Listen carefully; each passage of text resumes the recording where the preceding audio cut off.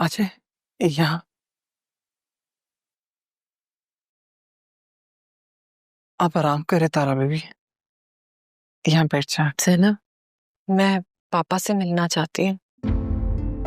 आप अभी आराम कर लें, क्योंकि बड़े साहब भी अभी आराम कर रहे होंगे और मुनासिब तो यही है तारा बीबी कि आप अभी उनके सामने ना जाएं। आप समझ रही हैं ना? हाँ, आप आराम करें।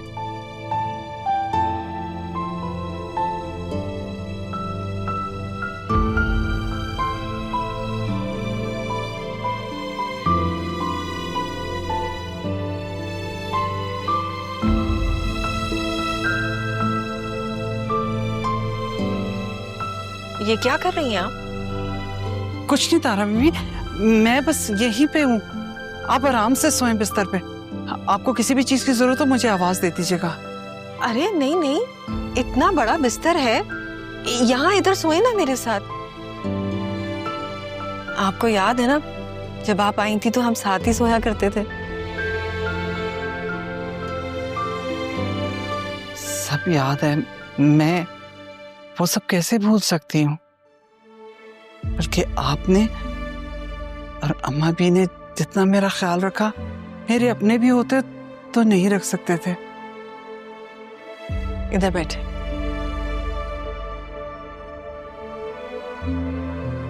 आपने अरमान के ददियाल वालों से राब्ता किया? हाँ, नहीं तारा बीबी, उन्हें तो शायद अब तक मैं याद भी नहीं होंगी। अल्लाह ने चाहा तो सब ठीक होगा। मैंने आपको बहन कहा था, आज वक्त ने यकीन दिला दिया कि आप मेरी सच्ची खैर ख्वाह हैं। जब मुझे अरमान की दादी ने घर से बेघर किया था ना,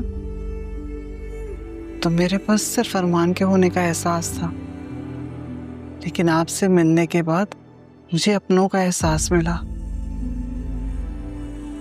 बड़े साहब ने मुझे बेटी का और अदील साहब ने बहन का मान दिया, सब आपकी वजह से।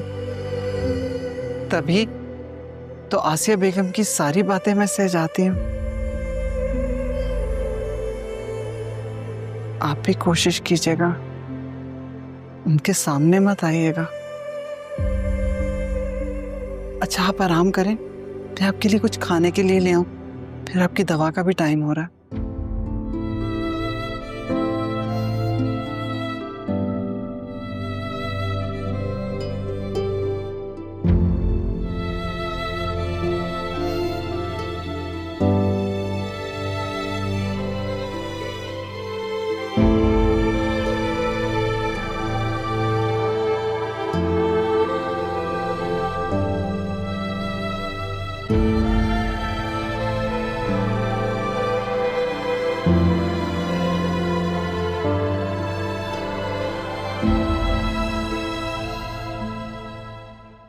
पापा,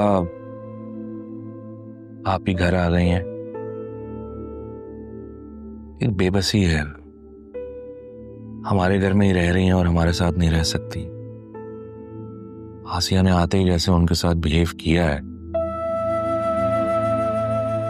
अब मेरी बर्दाश्त खत्म हो चुकी है। मैं अब कोई फैसला लेने का सोच रहा हूँ।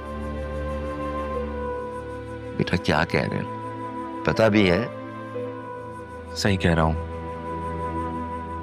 बतूल की वजह से बर्दाश्त कर रहा था, मगर अब मेरी बस हो गई। क्या हुआ है? बेबस हो गया हूँ पापा, मैं थक गया हूँ।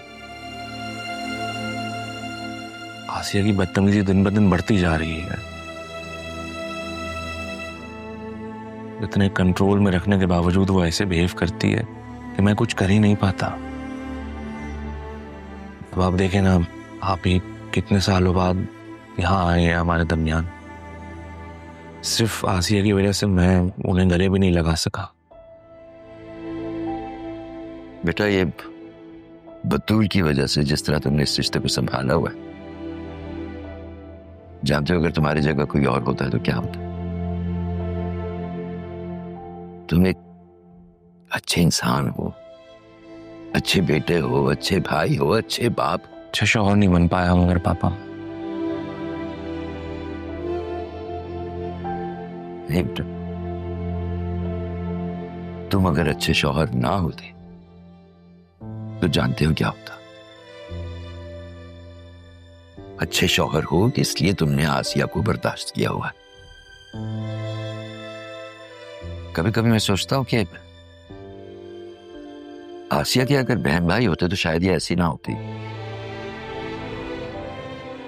इकलौतेपन के गुरूर ने उसको ऐसा बना दिया। नहीं पापा, अकलौतेपन का गुरूर नहीं है उससे, एहसास बरतरी है। सुपीरियर समझती है खुद को दूसरों से। मैं आगे किसी को कुछ समझती ही नहीं है।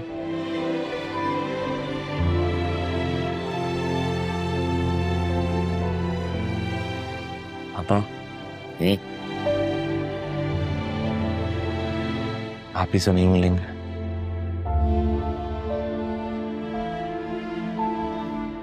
अभी हिम्मत नहीं है बेटा। देखते हैं कुछ दिन।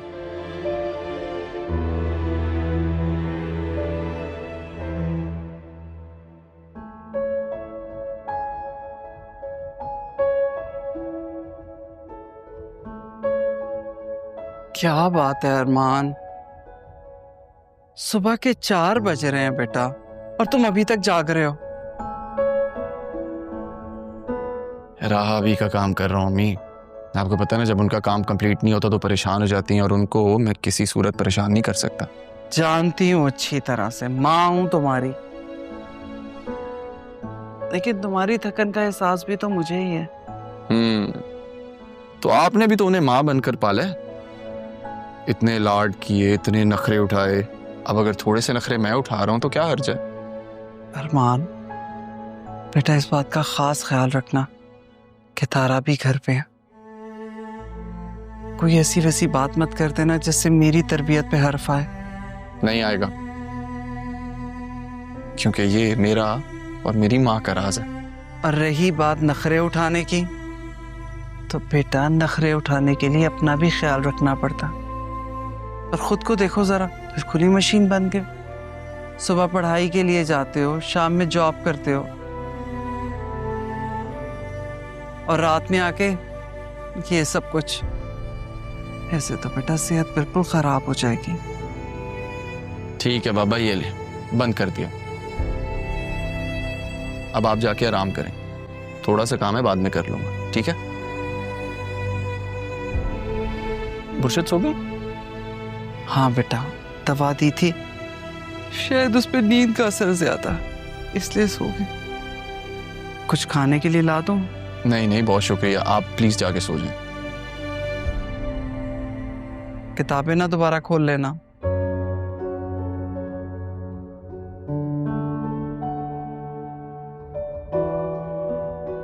साहबी की असाइनमेंट जल्दी से खत्म करो, अम्मी की बात भी मानो। शेर B1